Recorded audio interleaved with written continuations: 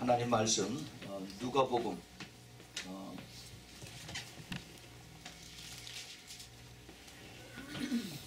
누가복음 8장 1절부터 3절까지 누가복음 8장 1절부터 3절입니다. 제 성경이 103페이지에 있는데 찾으셔서 우리 다 같이 세 절만 같이 읽읍시다. 시작. 이후에 예수께서 각 성과 촌에 두루 다니시며 하나님의 나라를 반포하시며 그 복음을 전하실새 12 제자가 함께하였고 또한 악귀를 쫓아낸과 병 고침을 받은 어떤 여자들 곧 7 귀신이 나간 자 막달라인이라 하는 마리아와 또 헤롯의 청지기 구사의 아내 요한나와 또 수산나와 다른 여러 여자가 함께하며 자기들의 소유로 저희를 섬기더라. 아멘. 자, 우리 잠깐 같이 기도하겠습니다. 거룩하신 우리 주님, 이 자리에서 이제 주님께서 저희들에게 말씀하여 주시기를 간절히 바랍니다. 저희들이 듣겠습니다. 들을 수 있는 마음, 들을 수 있는 귀를 주셔서 복토가 되게 해주셔서 이 말씀이 저희들 심령에 이제 뿌려질 때 아름다운 열매로 이제 싹이 나고 또 그리고 많은 수확이 있을 수 있도록 지금 축복하여 주옵소서. 이 말씀을 훔쳐가는 모든 마귀들을 다 막아주시고 이 시간에 천군 천사로 옹이해 주시사 오직 성령의 운행함으로 충만하게 채워 주시옵소서. 주님 감사합니다. 부족한 종 주님 의지하고 섰사오니 주님께서 기름 부어 주시고 성령으로 충만하게 채워 주시사 오직 주 예수 그리스도의 영광만이 나타나게 좀 축복하여 주시옵소서. 모든 말씀을 우리 구주 예수 그리스도의 이름으로 간절히 기도합니다. 아멘. 오늘은 오늘 방금 읽었던 누가복음 8장 1절부터 3절까지에 있는 말씀으로 예수님의 숨겨진 제자들이다 하는 그러한 제목으로 말씀을 드리겠습니다. 예수님 당시에 예수님을 따라다니는 사람들이 무척 많았습니다. 예수님을 따라다니는 남자들이 있었고 여자들이 있었고 많이 있었어요. 그런데 나중에 가서는 결국은 다들 떠나가고 따르는 자들이 몇 되지 않았습니다. 예수님의 제자라고 하는 사람들도 결국은 그들이 나중에 예수님의 십자가에 달리게 되니까 다 도망가는 그러한 참 부끄러운 그런 일들이 나타났었죠. 오늘 우리가 여기서 조명하고자 하는 것은 성경에 자세하게 나타나지 않은 그러한 숨겨진 예수님의 제자들이 있다는 겁니다. 근데 그 대부분의 그 제자들이 여자들이에요. 여자들. 그래서 오늘 여러분들에게 이 말씀을 전하면서 혹시 내가 그런 자리에 있지 않는가 또 그렇게 되기를 원하는 그러한 마음들이 되기를 바랍니다. 예수님께서 이 세상에 오셨던 것은 그 이유는 여러 가지 이유가 있어요. 근데 그 성경에서 보면은 누가복음 4장 18절에 주의 성령이 내게 임하셨으니 이는 가난한 자에게 복음을 전하게 하시려고 내게 기름을 부으시고 나를 보내사 포로된 자에게 자유를 눈먼 자에게 다시 보게 함을 전파하며 눌린 자를 자유케 하기 위해서 왔다 그랬습니다. 그래서 이사야서 61장 1절부터 3절에 있는 말씀을 주님께서 인용하면서 내가 이것 때문에 이 세상에 왔다라고 주님께서 말씀하십니다. 그래요, 그렇습니다. 예수님께서 그 당시에 수많은 사람들이 하나님을 믿으면서 먼저 유대인들에게 왔죠. 유대인들에게 와서 그래서 종교성이 강한 이 유대인들에게 복음을 전하는 겁니다. 하나님의 나라에 대해서 말씀하셨어요. 하나님의 나라에 대해서. 그 사람들이 하나님을 모르는 게 아닙니다. 구약에 대해서 너무너무 매일매일 읽고 또 성전에 올라갈 때 시편을 외우고 다 그렇게 찬송하는 사람들이에요. 근데 그 사람들에게 이제 하나님의 나라에 대해서 복음을 전하는 겁니다. 근데 사람들이 알지 못해요. 깨닫지 못해요. 그래서 예수님이 하나하나 이제 그것을 구약에 있는 말씀을 들어서 보충 설명을 해주시고 또 영적인 그 뜻을 가르쳐 주시는 것에 대해서 예수님이 많은 시간을 보냈습니다. 특별히 그 복이라고 하는 것에 대해서 그 블레싱이라고 하는 것에 대해서 구약에서 하나님께서 때를 따라서 비를 내려주시고 그 다음에 그 병충해를 막아주시고 또 짐승들을 막고 해서 그 농사 수확이 잘 되면 그것이 복이라고 했는데 그것이 아니라 진짜 복은 하늘나라에 우리가 가는 것이 복이다라고 주님께서 이제 많은 그 깊은 뜻을 가르쳐 주셨습니다. 이게 점점 더 깊이 들어가니까 이제 예수님의 따르는 많은 사람들이 이제 주님 앞에 점점 더 많아졌습니다. 그 성경학자들에 의하면은 예수님이 움직일 때는 한때 거의 5천 명씩 사람들이 따라다녔다고 그래요. 굉장히 많은 숫자죠. 그 당시에 인구 비례를 보면은. 그런데 그뿐만이 아니라 예수님은 그 따라다니는 사람들에게 아픈 사람들이 많았어요. 그 당시 평균 수명이 지금처럼 이렇게 70세, 80세 되지가 않습니다. 그저 50세, 많이 살면 50세, 40세 그것이 그 당시에 평균 수명이었어요. 많은 사람들이 질병에 걸리고 아파서 일찍 죽습니다. 근데 이 사람들의 원인을 그게 악한 영들이 그 안에 들어가서 그래서 힘들게 하고 그래서 질병을 주님께서 고쳐주시고 악한 영들을 쫓아내는 그러한 일들을 많이 하셨어요. 유대인들이 하나님을 믿는 사람들이 자기네들에게 하나님을 가르쳐준 그 랍비들이 회당에서 계속 말씀을 가르치고 또 같이 기도하고 하는 이런 사람들 중에서 어느 누구도 그 당시에 그 악한 영들을 쫓아내고 그리고 그렇게 그 힐링하는 그런 역사들이 그렇게 없었던 것 같아요. 그런데 예수님께서 가셔서 아프면 바로 가서 예수님이 그 악한 영들을 쫓아내고 그 다음에 바로 치유해 주시는 그런 역사를 하는 것을 보면서 사람들이 신기하기도 하고 또 구경 삼아 가기도 하고 하여튼 많은 사람들이 따라다녔어요. 근데 그뿐만이 아니라 예수님이 그 사람들을 불쌍히 여겨서 많은 그 하나님의 깊은 나라를 가르쳐 주시고 난 다음에 시간이 너무 지나니까 이제 배가 고파서 그들이 이제 멀리 또 걸어가야 되는데 어쩔 줄 모르고 그럴 때 이제 오병이어의 기적을 베풀어서 그래서 이 사람들 먹이는 그러한 기적도 하나님 나타내셨죠. 그래서 예수님이 정말 그 당시에 그 기적을 베풀고 하나님 나라에 대해서 가르쳐 주시고 자기네들이 알고 있던 그 구약의 성경에 대해서 많은 깊은 영적인 뜻을 가르쳐 주심으로 인해서 다른 어떤 랍비보다도 더 특출하고 더 소문이 빨리 나고 더 유명해지는 그러한 예수님이 이미 그 랍비로 추앙을 받았습니다. 그런데 예수님께서 가르치신 것은 자기네들이 전통적인 그 유대인들의 랍비보다도 훨씬 좀 다른 방향이 있어요. 그 당시에 그 예수님께서 가르치신 것은 내가 율법을 다 완성하러 왔다고 그랬는데 자기네들이 그 지키고 있는 율법보다는 조금 좀 더 차원이 다른 것이었습니다. 예를 들면은 안식일에 그 사람들이 지키는 안식일은 토요일입니다. 이 안식일 금요일 저녁서부터 일하지 말고 그리고 그 모세의 율법에 나오는 그대로 지키고 있으라 하는 그런 걸 강조했었는데 예수님은 안식일에도 아픈 사람들을 위해서 치유하고 또 그리고 귀신들 쫓아내고 하는 것을 보면서 그 당시에 제일 챌린지를 많이 받았던 사람들이 종교 지도자들이었어요. 바리새인들이고 그 다음에 제사장들이고 왜냐하면 자기네들의 전통을 깨고 그리고 자기네들에게 새로운 이것을 도전하기 때문에 그런데 많은 사람들은 그걸 보고서 예수님을 따라가는 겁니다. 그래서 이 많은 대중들이 따라가는 걸 보고 이제 그 군중들이 또 그리고 그 당시에 종교 지도자들이 안 되겠다. 저걸 제거해 버려야겠다. 그래가지고 음모를 꾸미기 시작했죠. 근데 오늘 우리가 읽었던 이 본문은 이제 누가복음 8장에 예수님께서 이제 그 새롭게 미니스트를 시작한 지 얼마 안 되는 그런 상태입니다. 근데 예수님께서 제자들을 이제 만드시고 그렇게 시작을 하셨어요. 제일 처음에 예수님께서 시작을 하셨을 때는 혼자 하셨습니다. 혼자서. 제일 처음에 혼자 하신 그런 내용이 성경에 많이 나와 있어요. 누가복음 그 4장 43절에 보면은 예수께서 이르시되 내가 다른 동네에서도 하나님의 나라의 복음을 전하여 하리니 나는 이 일로 보내심을 입었노라 그러면서 갈릴리 여러 회당에서 전도하시더라 그랬습니다. 그래서 그 예수님께서 이제 갈릴리 주변을 이렇게 쭉 돌면서 가버나움이나 뭐 벳사이다나 고라신이나 이렇게 쭉 돌아다니면서 그 지역에 있는 마을에 있는 유대인 회당에 가서 예수님께서 이제 말씀을 전하셨습니다. 사도 바울도 항상 다른 데 가면은 유대인들이 모이는 그 회당에 가서 말씀을 전하고 했습니다. 그런데 그 예수님께서 가셨을 때 혼자서 이 말씀을 전하고 또 그 다음에 병든 자를 고친다라고 그랬어요. 마태복음 4장 23절에도 예수께서 온 갈릴리에 두루 다니사 저희 회당에서 가르치시며 천국 복음을 전파하시며 백성 중에 모든 병과 모든 약한 것을 고치셨다라고 그렇게 말씀하십니다.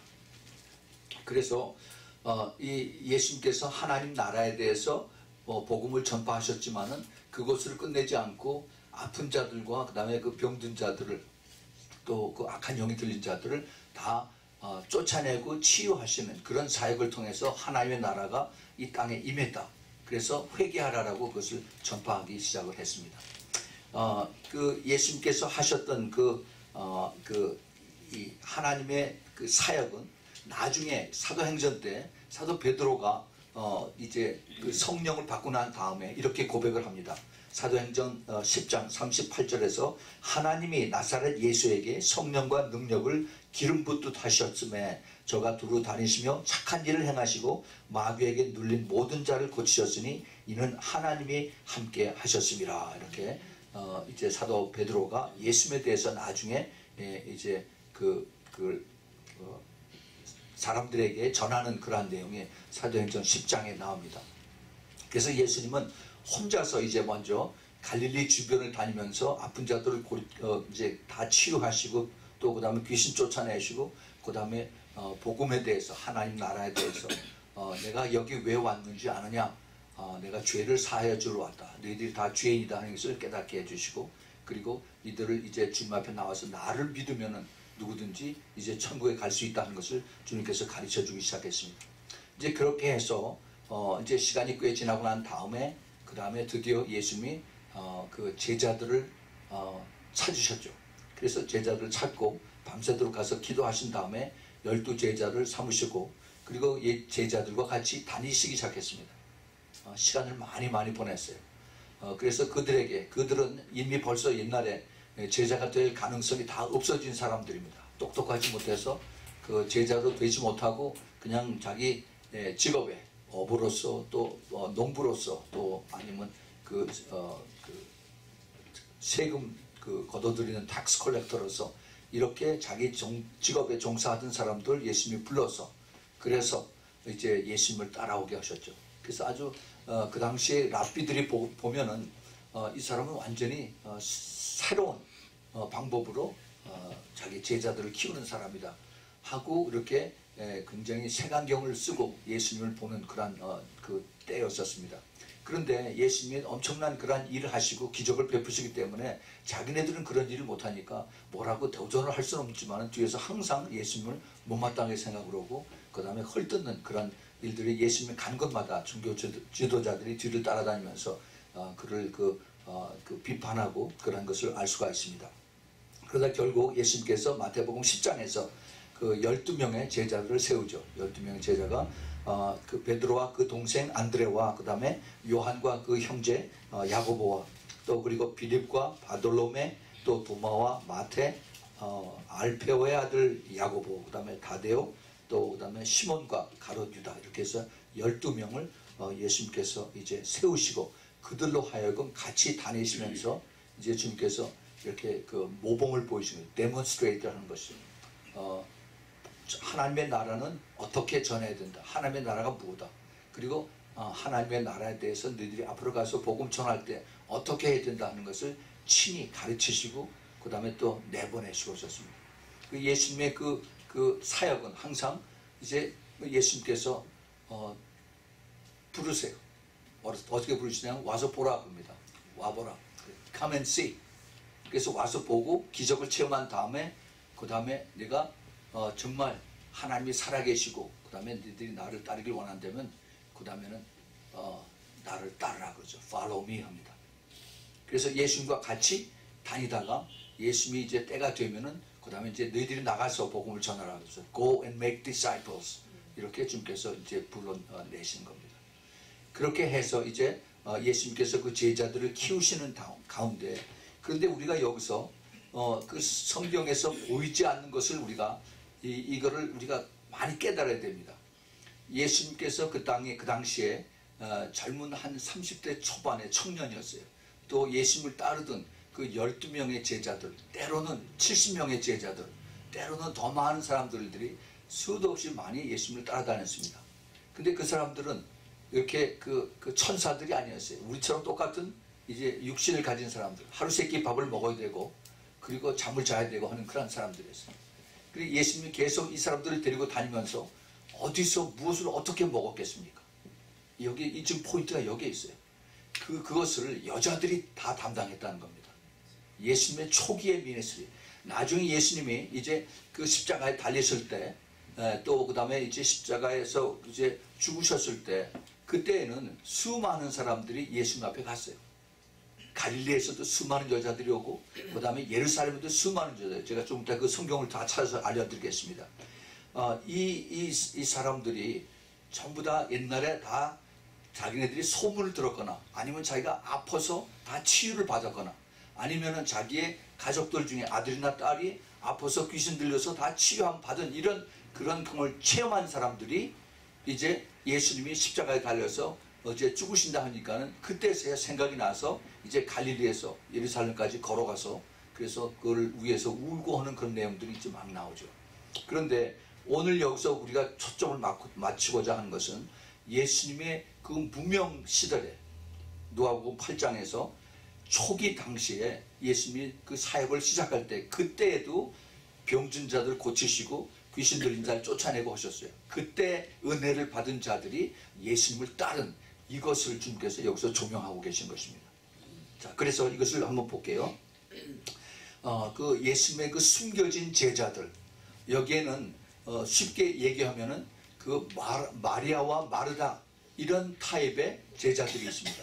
우리는 성경에서 마리아가 더 좋은 것을 택하고 마리아는 그 부엌에서 일만 열심히 해서 예수님에게 꾸중을 들었다, 그렇게만 생각을 하죠. 아닙니다. 두 개가 다 필요해.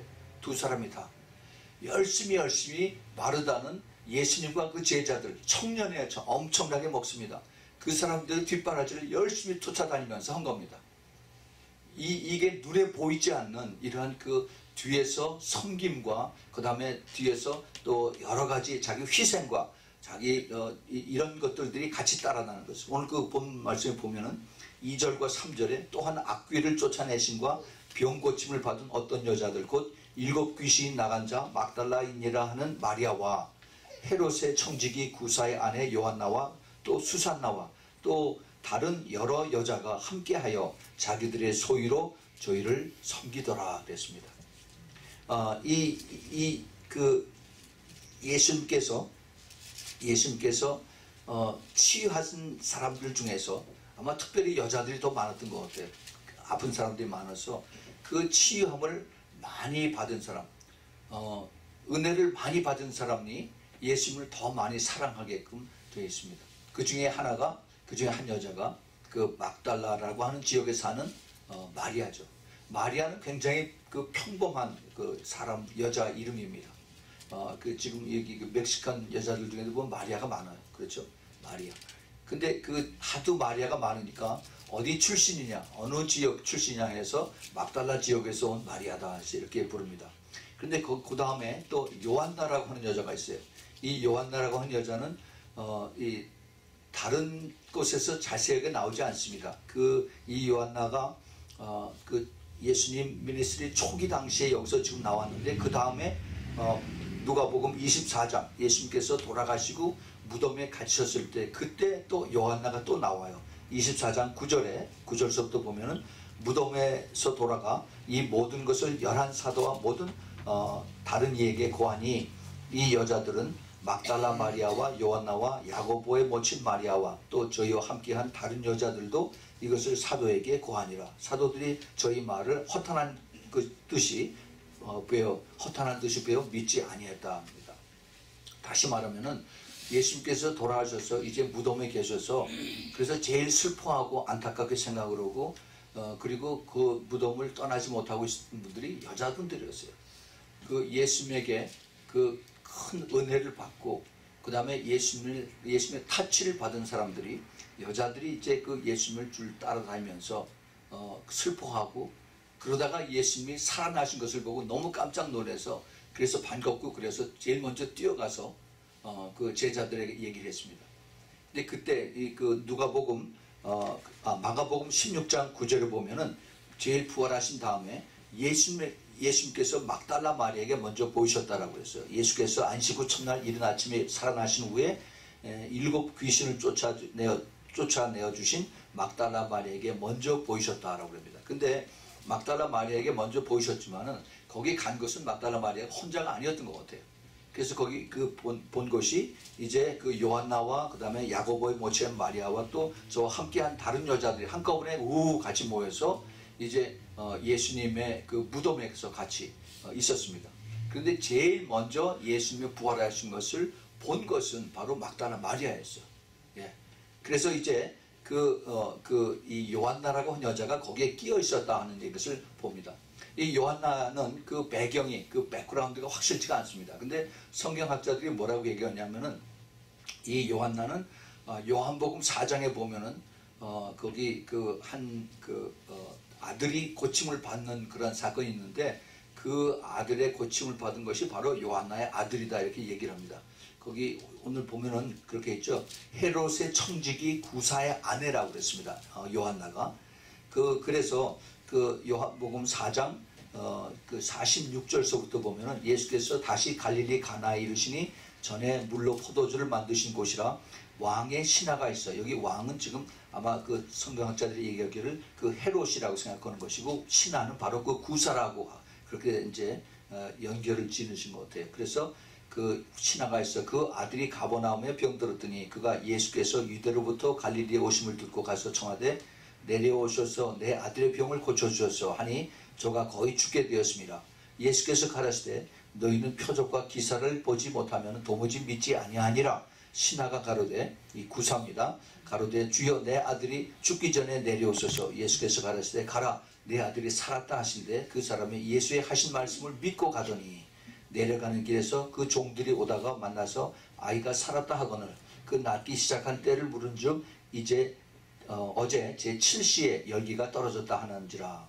아비가 예수께서 내 아들이 살았다 하신 말씀이 그때인 줄 알고 자기와 온 집안이 다 믿더라 이렇게 말씀하십니다.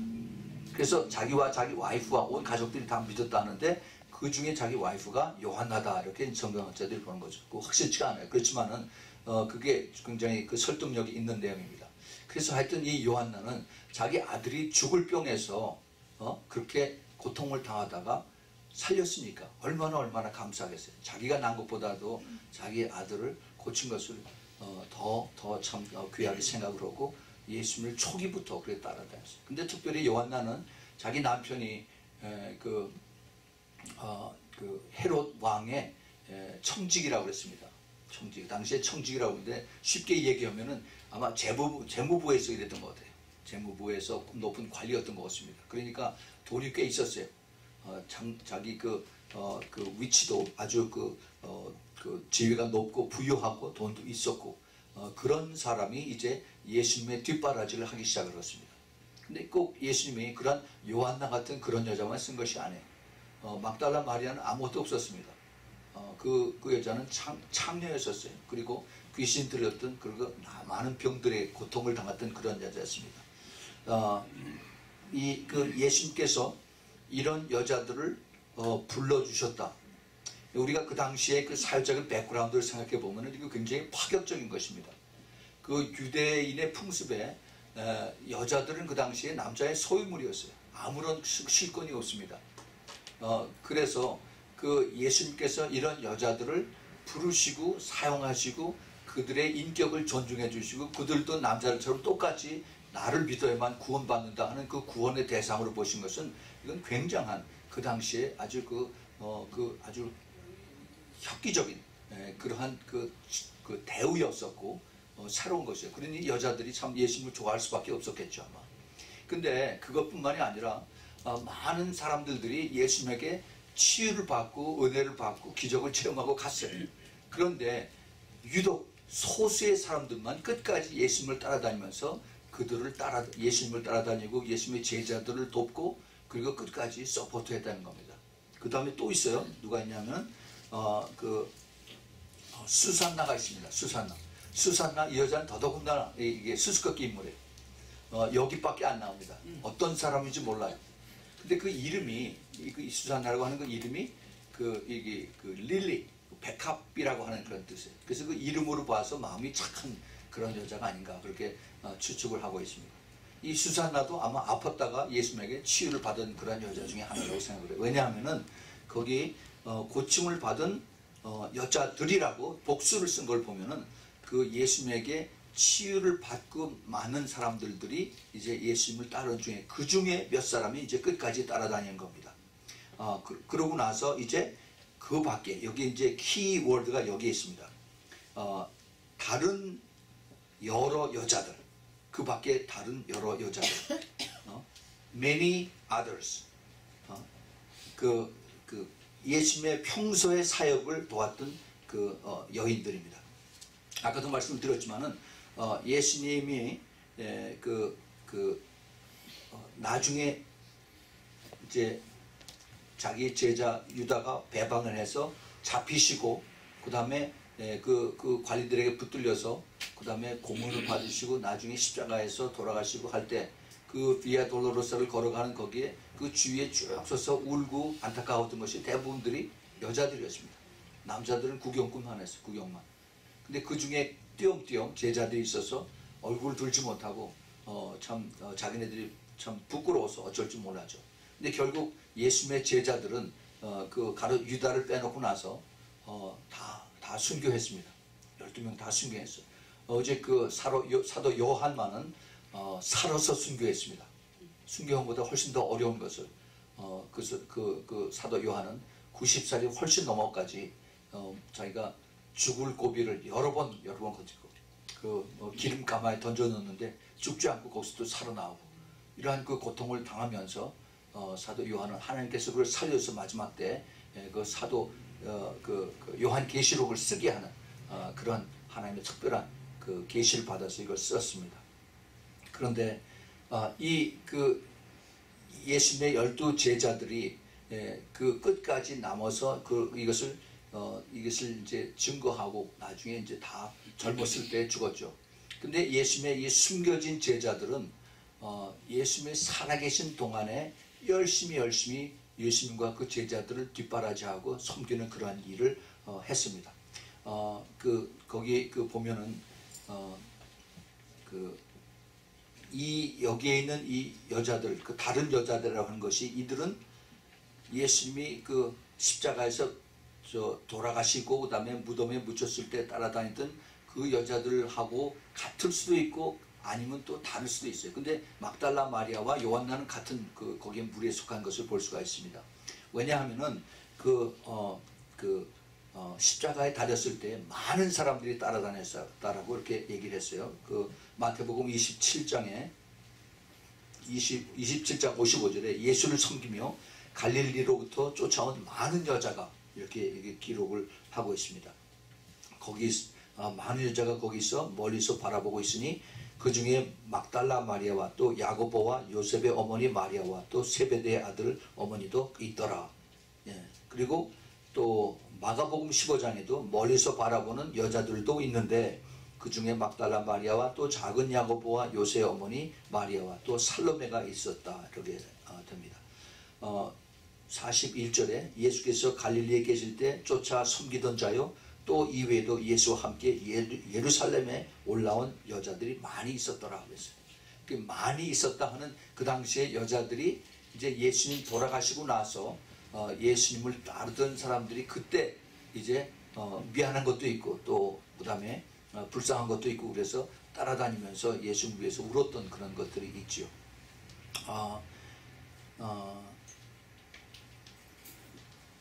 누가복음 23장에도 거기 27절에 또 백성과 및 그를 위하여 가슴을 치며 슬피 우는 여자들의 큰 무리가 따라오는지라 그랬습니다. 하여튼 여자들이 그 당시에 예수님이 십자가를 지고 돌아가시길 그때 많은 무리가 따라다니면서 고통스러워한 것을 우리가 압니다. 요한복음에 이제 마태복음, 누가복음, 그다음에 마가복음에 나오는데 요한복음에는 이런 얘기만 있어요. 예수님의 19장에 25절에 예수의 십자가 곁에는 그 모친과 이모와 글로바의 아내 마리아와 막달라 마리아가 있다라고 해서 예수님 십자가 밑에는 여자 4명이 있었고 그 다음에 요한이 있었던 것을 우리가 여기서 알 수가 있습니다. 근데 이 여자들이 오늘 3절에 제일 끝에 부분에서 다른 여자가 함께하여 자기들의 소유로 저희를 섬기더라 이렇게 기록을 했습니다. 왜 이 사람들이 섬겼을까? 우리는 그냥 내가 그 치유함을 받았으니까, 내가 빚을 졌으니까 그것을 내가 갚아야지 하는 그런 것으로 생각을 하면 인간적인 그런 도리밖에 되질 않습니다. 그런데 지금 이 여인들은 예수님을 만나고 나서, 물론 자기 몸이 치유되고 귀신들이 다 쫓겨나고 난 다음에, 그 다음에 이제 예수님을 새롭게 보기 시작한 것입니다. 예수님의 그 영을 보고, 예수님의 인격을 보고, 그 다음에 예수님의 그 만남 속에서 서서히 자기가 변화되는 그런 사건이 있었어요. 예수님을 제대로 만나면 반드시 변하게끔 되어 있습니다. 예, 그 변하지 않으면 그것은 예수님을 만나지 못한 거예요. 우리가 예수를 믿는다고 하지만은, 예수 믿는다고 해서 교회 아무리 오래 다녔어도 내가 변하지 않으면, 내가 예수님을 닮아가는 그런 모습이 되지 않으면, 그러면 예수님을 안 믿는 거나 다름없다라고 저는 그렇게 단정을 내립니다. 우리가 그 정말 그 열매가 뭐냐 이거죠. 열매가. 그 변화라고 하는 것은 내 속사람이 변화가 돼서, 그래서 내가 옛날에 가던 그러한 길에서 돌아서서, 그래서 이제는 내가 더 선한 길로, 그리고 더 좁은 길로, 그리고 주님의 기뻐하시는 길로, 말씀의 길로 들어서서 내가 따라가는, 이것이 바로 예수님을 제대로 만난 사람의 그 열매의 생활이다라고 말씀을 드립니다. 그런데 이들이 뭐라고 얘기를 하냐면은, 예수님과 그 참된 영적인 그런 그 영적인 만남을 통해서, 그래서 예수님을 이제 따르죠. 그것이 마치 예수님께서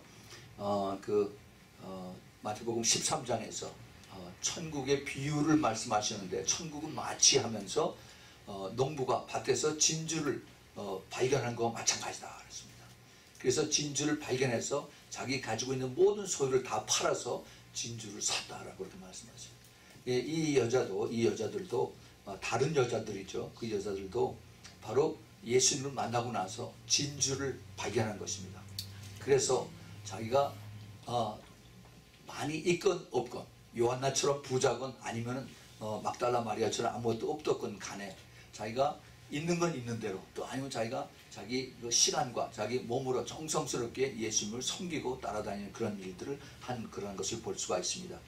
예수님께서 나중에 이런 말씀하셨어요. 마태복음 25장 40절에 그 이제 마지막 때 그 양과 염소를 가르는 그 비유를 말씀하시면서, 임금이 대답하여 가라사대 내가 진실로 너희에게 이르노니 너희가 여기 내 형제 중에 지극히 작은 자 하나인 것이 곧 내게 한 것이니라 하는 말씀을, 이제 물론 그 많은 제자들에게 하셨지만은 여자들도 거기서 이 말씀을 들었다라고 저는 생각을 합니다. 그러니까 이것을 듣고 깊이 마음에 새긴 거예요. 내가 여기서 예수님에게 밥 한 끼 해드리고 그 뒤에서 수발하고 하는 것이, 이게 결국은 이게 주님께서 다 기억하고 계시는구나 하고 주님께서 그걸 다 그걸 말씀하고 계세요. 우리가 신앙생활 할 때 우리의 그 하나님께서 나를 축복을 해주신 것이 여러 가지 우리가 축복으로 우리가 나눌 수가 있습니다. 가정을 주시고 내 건강을 주시고, 또 그리고 하나님께서 내 건강을 통해서 일할 수 있도록 주시고, 직장을 주셔서 또 내가 돈을 벌어서, 그래서 집에서 또 가정생활에서 그래서 또 하나님을 섬길 수 있도록 이렇게 하나님께 다 주셨어요. 우리가 하나님의 관점에서 보고, 그 다음에 우리가 감사의 눈으로 보면 모든 것이 하나님에게서부터 와서 우리가 감사를 드릴 수가 있습니다. 근데 그렇지 않으면 이거 다 내 것인데, 내가 열심히 하고 내가 열심히 일해서 노력해서 한 건데 하고 다 내 것 하면은, 그러면 하나님 것은 하나도 없습니다. 이것이 우리 내가 어떻게 이것을 내가 보느냐에 따라서 하나님과 나 사이에 큰 간격이 여기서 만들어질 수가 있어요. 그 다윗 왕이 한참 이제 전 이스라엘 다 통일을 하고 나서, 그러고 나서 자기가 많은 그 왕권과 그 다음에 그 부와 모든 것을 다 가지고 나서, 그때 하나님 앞에 성전을 지어드리려고 그렇게 이제 기도하고 하나님 앞에 드린 그런 기도 내용 중에서 역대상 29장 14절에 이런 말씀이 있습니다. 다윗 왕이 한 얘기예요. 나와 나의 백성이 무엇이간데 이처럼 즐거운 마음으로 드릴 힘이 있었나이까. 모든 것이 주께로 말미암았사오니 우리가 주의 손으로 받은 것을 주께로 드렸을 뿐이다 라고 다윗 왕이 겸손하게 하나님 앞에 고백을 합니다. 그렇습니다. 이것이 우리 크리스찬들의 마음가짐이 되어야 돼요. 우리는 모든 것을 하나님께서 주셔서 하나님의 영광을 위해서 쓰다가 그다음에 주님의 부르시면 아무것도 가지 않고 그리고 그냥 갑니다. 이것이 그 대신 우리의 그 상급은 여기에 있는 것이 아니라 하늘나라에 있어요. 그것을 우리가 알기 때문에 우리는 이 땅에 욕심을 내지를 않습니다. 세상 사람들하고 우리가 다르지요. 그 진주를 찾은 농부들은 모든 것을 다 팔아서 그 진주를 사고 그리고 이제 그 주님을 따라가는 그것이 바로 그 참된 그 숨겨진 예수님의 그 제자들의 모습인 것입니다. 요즘 한국에서 그 세월호 그 사건 때문에 참 굉장히 모두들 가슴 아파하고 또 그리고 이게 누구 책임이냐 하고서 많이 지금 아직도 그 책임론 때문에 뭐 사람들이 많이 서로들 손가락질하고 있는 그런 모습들을 봅니다. 참 여러 가지 생각해 볼 때 참 답답하는 그런 마음이 있어요. 지금부터 약 한 100년 전에 타이타닉호가 침몰했습니다. 그 타이타닉호에 침몰했을 때 그때의 모습과 이 세월호 모습에 아주 참 상당히 비교되는 그런 그 통계 자료들이 있습니다. 1912년에 타이타닉호가 밤에 이렇게 얼음하고 부딪혀서 침몰을 했는데 그 당시에 그때 배에 타고 있던 사람이 2223명이라고 이렇게 기록이 되어 있습니다. 근데 그 중에서 706명이 살아남고 1517명이 죽었다고 했어요. 30%가 살았습니다. 근데 그 살아남은 706명 중에서 여자 승객이 74%고 어린아이가 52%고 남자 승객은 80%가 죽었습니다. 그 중에서 1등석에서는 그 순서대로 이제 1등석부터 먼저 내보죠. 어린이 전원과 그 다음에 144명의 여성 중에 139명이 살았고 남성은 70%가 죽었습니다. 왜냐하면 어린아이들과 여성들을 먼저 그 구명보트에 태웠기 때문에 그렇습니다. 또 2등석 손님 중에서는 여성의 80%가 구조됐고 남자들의 90%가 죽었습니다. 그 당시에 1등, 2등에 탔던 사람들은 영국과 미국의 최상류의 부자들이 거기에 탔었습니다. 그 중에 많은 부자들이 부부하고 아이들하고 다 같이 이제 배를 타고 대서양을 건너는데 이런 사고를 당했죠. 근데 거의 그 한 사람만 빼놓고 그 배 전체 그 소유주인 사람만 빼놓고 나서 거기에 있던 남자들은 다 죽었습니다. 나중에 살아남은 그 배 소유주 이 사람은 상류사회에서 따돌림 받고 혼자서 그 영국의 아일랜드에서 외롭게 죽었다라고 그래요. 참 비교할 바가 많이 있습니다. 혼자서 살겠다고 그래서 먼저 뛰어나온 그 한국의 여기 그 세월호의 선장나 그 사무원들하고 너무너무 참 비교가 되는 그런 모습들이었습니다. 만약에 거기에 그 배 세월호에 목사가 탔다면 어떻게 했을까? 저 한번 생각을 해봤어요. 어떻게 결정을 했을까? 저는 이렇게 생각을 합니다. 이 중에서 예수 믿고 구원에 확신 있는 사람 다 배에 남으십시오. 예수를 모르는 사람들 다 빨리 여기서 하선하고 빨리 금영정 타고 그러고 나가십시오. 우리는 끝까지 당신들을 나갈 수 있도록 돕겠습니다. 우리는 언제 천국을 가더라도 우리는 갈 수가 있으니까 먼저 나가십시오. 그것이 그리스도인의 참된 그 모습이 아닐까 생각합니다. 세상이 점점 더 악해져서 그래서 사람들의 마음이 그렇게 완악해져서 그래서 서로 살겠다고 그런 건지 아니면은 원래 그 국민성이 그래서 그런지 전 모르겠습니다. 하여튼 우리가 생각해 볼 점이 많이 있는 것을 알 수가 있습니다. 예수님을 따라다닌 사람이라면은 우리는 그렇게 아무리 세태가 변해도 우리는 그렇게 살아서는 안 됩니다.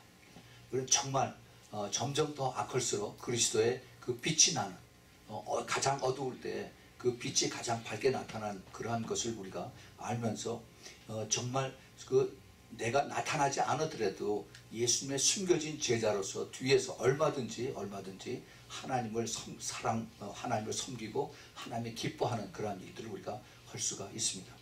제가 이것을 쓰면서 한 분이 생각나는 분이 있어요. 2004년 5년 그쯤 됐을 겁니다. LA에 사시는 그 권사님 한 분이 계세요. 그분 돌아가셨습니다. 박복순 권사님이라고 하신 분인데 이분하고 그 남편하고 그 LA에 사시면서 밤에 새벽기도 끝나고 나서 꼭 다운타운에 가서 쓰레기통 뒤져가지고 깡통을 굽습니다. 알루미늄 캔. 이것을 몇 년을 했어요. 그래서 그 돈을 다 모았습니다. 그래서 그걸 모아가지고 김영훈 선교사님 오셔서 집회했을 때 거기 가서 김영훈 선교사님 그때 막 시작해서 힘들고 어려울 때 거기 그 사할리는 9월달이면 눈이 와요. 제가 9월달에 갔을 때는 눈이 펑펑 오더라고요. 거기에 그 눈이 오면은 사람들이 교회를 못 옵니다. 그래서 거기 four wheel driver 차가 필요하다고 그 김영수 목사님 그 기도 제목을 내놨더니 사람들이 다들 기도하겠습니다 하고 다 떠나고 난 다음에 이 박복순 권사님이 신문지에다가 똘똘 마른 것을 갖다 주고서 목사님 이거 가지고 쓰세요. 그래서 갖다 줬어요. 그게 돈이 3만 불이었습니다. 그래서 그 목사님이 너무너무 김영호 선교사님이 감격을 해가지고 그래서 그 돈을 받고 기도를 해드렸어요. 그런데 그러고 나서 이제 제가 재작년에 갔을 때 그 김영호 선교사님 이런 얘기를 해줬어요. 그 돈을 가지고 거기서 차값이 굉장히 비싸가지고 그 4wheel drive 집을 못 산대요. 그래서 그거를 가지고 이제 그걸 돈을 나눠서 그 집차나 이런 걸 사기보다는 더 많은 사람들을 태울 수 있는 중고 그 버스를 조그만 버스를 그걸 사자 그래가지고 그 버스를 그 브라디보스토크 거기 하롤 하고 그 다음에 그 사할린에 2군데 이거를 사가지고 그래서 사람들을 계속 실어나는 것입니다. 그 버스를 산 다음에 하나님께서 탈 때마다 김영호 선교사님 기도를 한다고 그랬어요. 이거 박복순 권사님이 이거 귀한 돈을 보내주셔서 그래서 이거를 가지고 이제 사람들을 러시아 사람들을 교회에 실어 날리고 새벽 기도를 하고 하는데 이 영혼들 살려달게 해달라고. 그런데 그러고 나서 그 전에 있었던 얘기를 저에게 말씀을 해주십니다. 언젠가 하루는 밤에 꿈을 꾸는데 김영훈 선교사님 꿈에 자기가 천국을 갔어요. 천국 갔는데 천국에 제일 먼저 반갑게 맞아주는 분이 박복순 권사님이었어요. 그래서 아니 권사님 여기 어떻게 오셨습니까? 그랬더니 아주 환하게 웃으면서 아주 흰 그 세마포 가운을 입고 그 생명과 2개를 딱 주면서 이거 먹어보라고 얼마나 맛있는지 모른다고 그랬어요. 그래서 하나를 먹었더니 너무너무 달아서 입이 쫙 막 다 쑥 내려가고 하나는 이제 가지고서 그러고서 왔는데 내가 집을 보여주겠다고 했더니 자기 집을 엄청나게 큰 집을 거길 보여주더라는 거예요. 그래서 그걸 다 구경을 하고 그걸 가지고서 내려오면서 그냥 꿈이 깼어요. 참 이상하다 라고 해서 그걸 이제 그 이복희 선교사님한테 그걸 얘기를 했습니다. 그랬더니 이복희 선교사님이 빨리 한번 그 박복순 권사님한테 한번 전화를 해보십시오. 그래서 전화를 했더니 안 받는 거예요. 그래서 다시 전화를 했더니 그 딸이 받는데 어제 저녁에 우리 어머니 소천하셨습니다 그런 겁니다. 그 참 귀하게 그 2분이 남편하고 같이 새벽마다 그 다운타운에서 깡통 주워가지고 그거 모아서 그래서 열심히 남들 보지 않게 섬기던 이걸 하나님이 보시고 그리고 이제 천국에서 그렇게 높은 곳으로 하나님이 축복을 해주시는 이것이 숨겨진 예수님의 제자다 하는 것을 여러분에게 말씀을 드립니다. 여러분 이것이 사람들에게는 참 바보처럼 보이고 멸시받는 그러한 눈총을 받지만은 우리 하나님은 귀하게 보시고 하나님께서 기뻐하시는 그러한 이제 그 현대판 숨겨진 제자들이다 하는 것을 여러분에게 말씀을 드립니다. 예, 바로 이분들이 그 주인의 마음을 아는 그 품꾼들이랑 마찬가지예요. 지금 이 시대에는 주님께서 신부를 찾고 계십니다. 그 신부를 찾으시는데 그 주인의 마음이 얼마나 급하신지 시간이 점점 이제는 다 나아갑니다. 그 1995년, 96년 이 사이에 그 브라질에, 지금 브라질은 이제 6월달에 월드컵을 한다고 난리들인데, 이 브라질이 아주 그 가난하고 마약하고 그다음에 하루 자고 일어나면은 죽은 사람이 수도 없이 많고 하는 참 아주 복잡한 나라입니다. 그런데 이 브라질에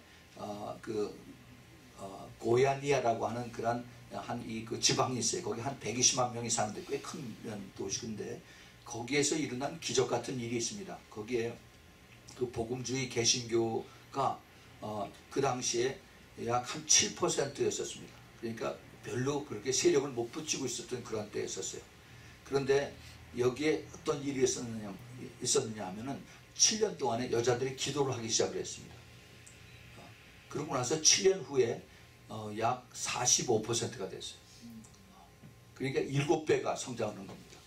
그 내용이 어떠냐 하면은 그 처음에 5명의 여자들이 이 도시가 너무너무 이제 아침에 일어나면 사람 죽은 거 천지고 마약이고 술이고 총이고 그러니까 이 도시를 위해서 그 복음주의 교회 여인들이 같이 모여서 기도하기 시작을 했어요. 기도를 했더니 자기 교회 목사님이 딴 사람들 위해서 기도하지 말아라.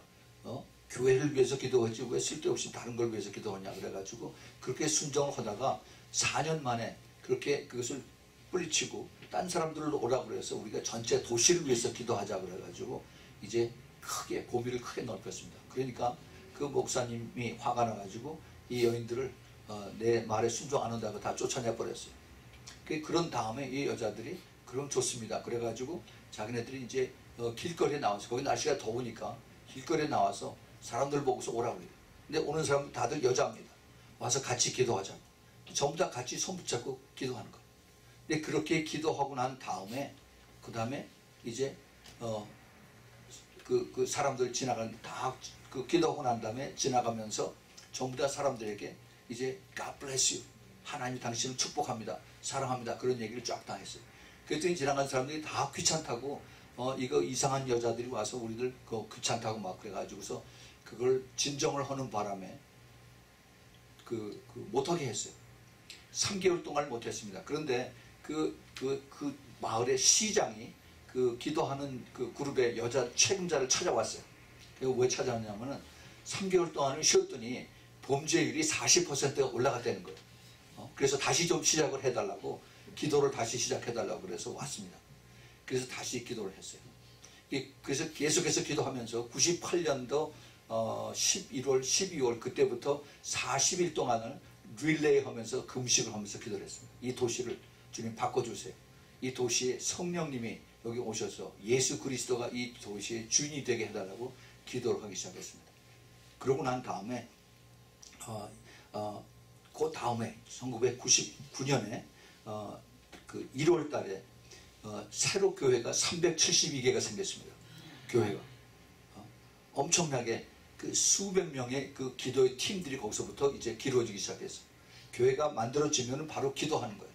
그래서 그 기도의 리더들이 만들어지면서 기도 셀 그룹이 만들어집니다. 성경 말씀도 가르치지만은 그 기도의 셀 그룹 리더를 만들어서 지금 그것이 지금 그 1998년, 99년서부터 시작해가지고 지금 이제 2014년인데 브라질에 월드컵보다도 더 유명해. 지금 한 700만 개의 그 기도 셀 그룹이 지금 브라질 전체에 퍼져나가고 있습니다. 이것이 바로 그 숨겨진 여자 기도하는 사람들, 중보자들의 그 능력 때문에 그런 겁니다. 이것이 남의 얘기가 아닙니다. 우리가 매일 저녁 기도하죠. 그 기도하는 것을 우리가 하나님께서 보고 계시고 하나님의 능력으로 우리가 이것을 오픈했을 때 하나님께서 이것을 들어주시고, 그래서 우리의 그 기도의 그 폭이 훨씬 더 넓어지는 겁니다. 우리가 기도할 때 더 그 입을 크게 열어서 기도하세요. 우리 교회뿐만이 아니라 이 오렌지 카운티 전체, 아니 로스앤젤레스 전체 주님 변화시켜 주세요. 여기 주님께서 성령을 확 쓸어주세요. 성령의 불로 완전히 다 내려주세요 라고 그렇게 우리가 정말 울부짖고서 기도하기를 바랍니다. 그러면은 하나님께서 놀랍게 역사를 하세요. 그 소수의 제일 처음에 5명의 그 중보하는 여자들로 또 시작된 이것이 그 브라질을 지금 엄청난 그 영적인 그 변화를 이끌어가는 그러한 모습으로 나타나고 있습니다. 이 사람들이 바로 예수님의 숨겨진 제자들입니다. 여러분 그런 제자들이 되기 바랍니다. 근데 거기서 끝나는 것이 아니에요. 지금 이러한 일들이 지금 전 세계 곳곳에서 이게 보이지 않게 나고 있습니다. 보이지 않게. 저 시애틀 쪽에 그게 센티넬 그룹이라고 하는 조지 오티스 주니어라고 하는 그 목사가, 이분이 자기가 전 세계의 성령의 역사가 어떻게 일어나는가 하는 것을 계속 찾아다니는 이런 분이에요. 이분이 저한테 이메일을 쭉 이제 한 달마다 한 번씩 보내는데 그 중에 있는 내용입니다. 그 인도의 그 동북쪽에 그 미조람이라고 하는 그러한 그 주가 있어요. 미조람. 이 인도는 전통적으로 가난합니다. 그 힌두교에 붙잡혀서 가난하고 그다음에 문맹이고 배고프고 항상 그런 사람들로 꽉 차 있는 것이 바로 그 인도예요. 그런데 바로 이 그 미조람이라고 하는데 그 인구가 약 한 75만 명에 꽤 큰 데입니다. 이 그 주에 여기에는 그런 것이 해당이 안 됩니다. 사람들이 거기 배고픈 사람이 없어요. 거기는 100%가 다 글을 읽습니다. 또 그리고 거기서는 딴 사람들을 돕는 그런 일들이 일어나고 있어요. 그래서 믿지 않는 사람들 불신자들의 미디어까지도 이 미조람 주가 이렇게 딴 주보다도 훨씬 더 큰 것을 잘 되는 것은 크리스천의 그 영향이 크다라고 자기네들이 스스로 인정을 합니다. 더더군다나 그 미조람이라고 하는 그 주가 위치해 있는 곳이 위쪽으로는 그 방글라데시가 있는데요. 모슬렘의 영향이 굉장히 강한 방글라데시가 있고, 또 그 다음에 그 서쪽으로는 동쪽이죠. 동쪽에는 그 미얀마, 거의 100%인 그 불교를 신봉하는 미얀마, 그 사이에 있는 그 미조람이라는 것에, 그곳에 그 크리스천들이 엄청나게 그곳에 이제 그 큰 역사를 이제 나타내고 있습니다. 거기에 그 산업은 농업인데 쌀, 옥수수, 생강, 겨자, 사탕수수, 감자, 깨, 타피오카 이런 것들을 주로 많이 생산하는데 그 인구의 80% 내지 90%가 크리스천인 아주 놀라운 그러한 그 인구 분포가 이곳에 미조람 주에 있습니다. 그런데 여기에 이 사람들이 처음에 파탄이라고 하는 자기네들의 그 로컬 신을 섬기고 있었어요. 그래서 이 신을 섬기면서 자기네 주위에 있는 그 부족들을 가서 죽이고 목을 잘라오는 것이 자기네들의 풍습이었습니다. 그래서 100년 전까지만 해도 그거를 자랑스럽게 생각을 하고 목을 많이 잘라온 사람들이 가장 그 추앙을 받고 있는 이러한 도시였었는데, 그런데 이 미조람주에 100년 전에 1912년에 거기에 영국 선교사가 거기 들어왔습니다. 영국 선교사가. 그래서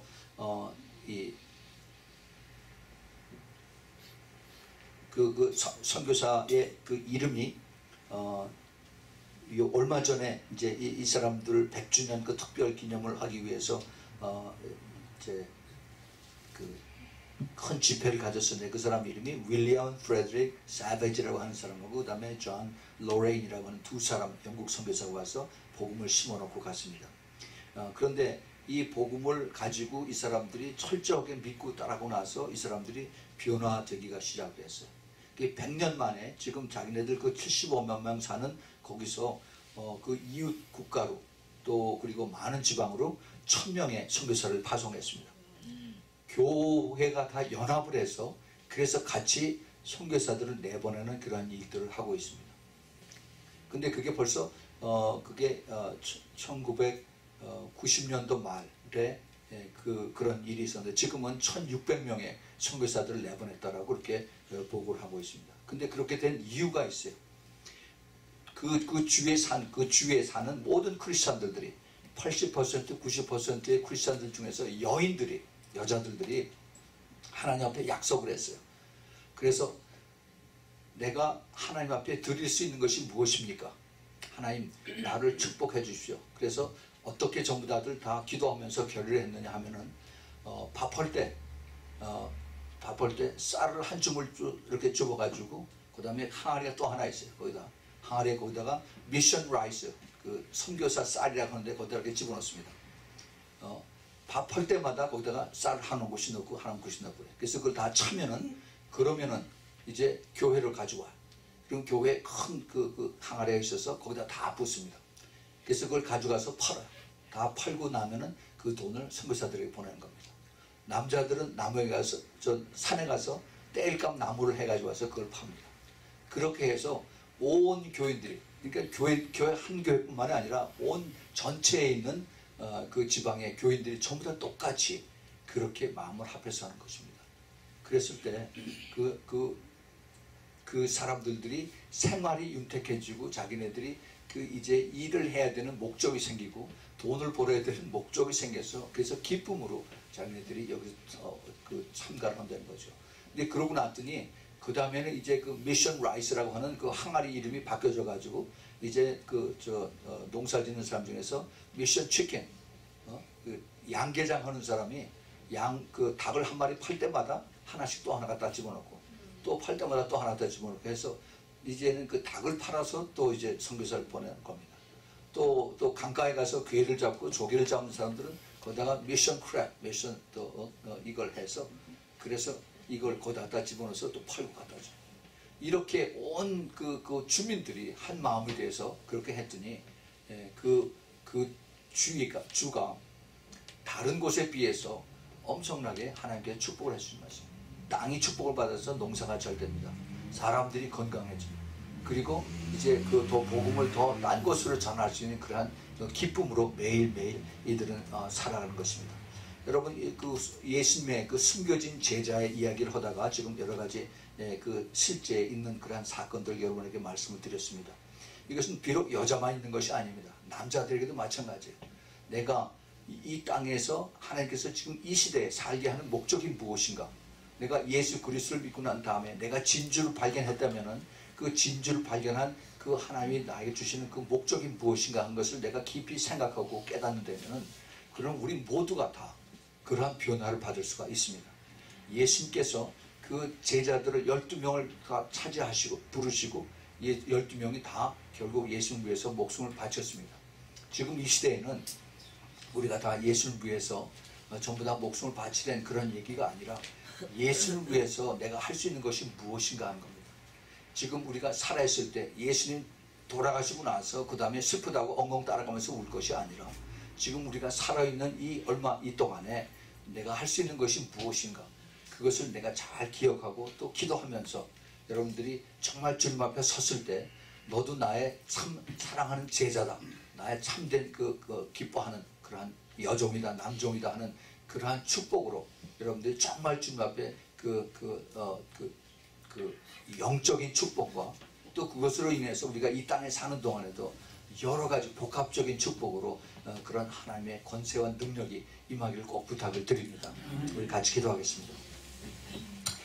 하나님 아버지, 오늘 저희들에게 정말 우리 매일매일의 생활에서 주님께서 우리들을 부르시는 그 숨겨진 제자들의 모습을 이제 그 사역 초기 당시에 여인들의 모습을 통해서 저희들이 봤습니다. 저희들 참 너무나도 가진 것 많고 또 많이 저희들이 주님 앞에 그 축복을 받았습니다.